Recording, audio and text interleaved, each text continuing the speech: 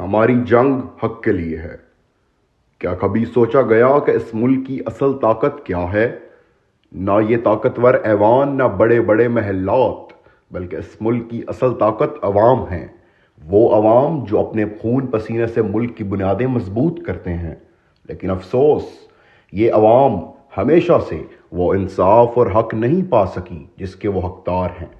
आज हम ऐसे दौर से गुजर रहे हैं जहां झूठ, धोखा और मफाद परस्ती ने हमारी सियासत को घेरा हुआ है।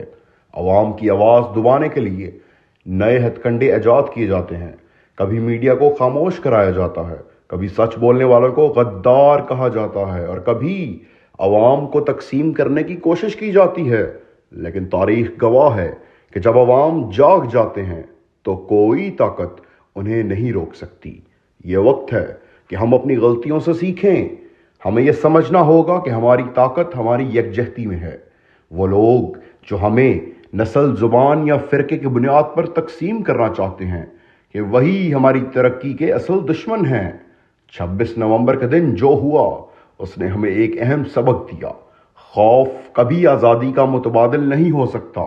वो लोग जो हमें खौफ ज़दा करके खामोश करना चाहते हैं, उन्हें यह जान लेना चाहिए कि हमारा हौसला तोड़ना मुमकिन नहीं। अब सवाल यह है कि हम क्या करें। एहतजाज करना ज़रूरी है, अपनी आवाज़ बुलंद करना ज़रूरी है, लेकिन इसके साथ ये भी ज़रूरी है कि हम अपने नौजवानों को तालीम दें, उन्हें सच्चाई से आगाह करें और अपनी सफ़ों में इत्तेहाद पैदा करें। हमें अपने वसाइल का सही इस्तेमाल करना सीखना होगा ताकि हमारा मुस्तकबिल रोशन हो।